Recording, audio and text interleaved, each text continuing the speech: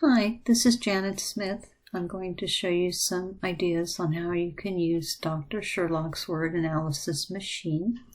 So this is basically an activity that you can use with your students to either give them spelling words that you dictate and they can spell and then analyze, or you could also put down words for them to analyze and then read. So let me give you an example of how you could use that.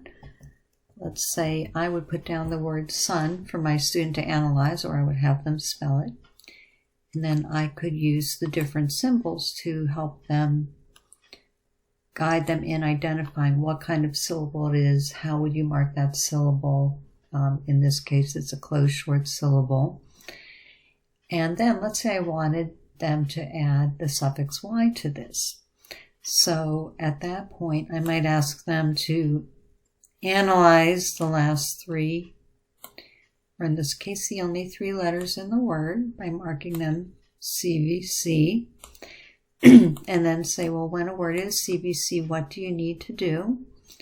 And that would help them to remember that before you would add a suffix, you would have to double the last letter. All right, so at this point, you're going to have them use one of these boxes to identify the base word, and use another box to identify the suffix. Now that there's two syllables, they could be asked to divide the word. So there are a lot of different activities that you can do using these symbols to help your student visually analyze and think about the word and their spelling of it. Once you get a lot of things around here, a little tip is if you go back up here to the undo button and hit undo, that pops everything into place. So you can always do that at certain points. So we have the word sunny, and at this point you might say, well, let's make it say sunny est, and ask the student to identify what is the final letter, and it's a Y. And if we add another suffix, what do we need to do to the Y? And they might, at that point, be expected to show you that you would want to change that Y to an I. And then after they identify that, you can encourage them to go ahead and do that. So you change the Y to an I, and then you would add the suffix.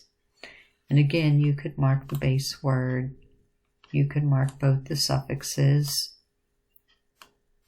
in here and discuss them, or do whatever additional things that you want to observe with them in this word.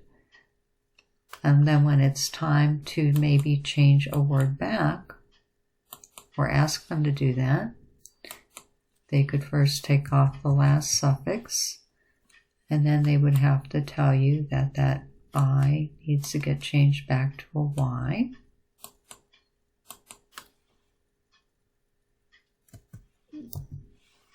And then to change it back to sun, they would take off the Y and then the extra letter.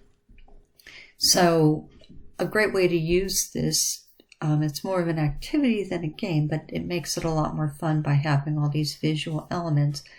But if you are doing any of the other activities here, and a student is having a particular trouble with a word that you're asking them to read and spell, say, well, let's go down here to the word analysis machine and look at it and see what we can learn about this word and take a closer look at it. So you can use this with any other activity, and I put it next to the next activity, which is the word addition, and this word addition is a base word plus a suffix, and then the student has to stop and think about whether they might have to double or drop or change.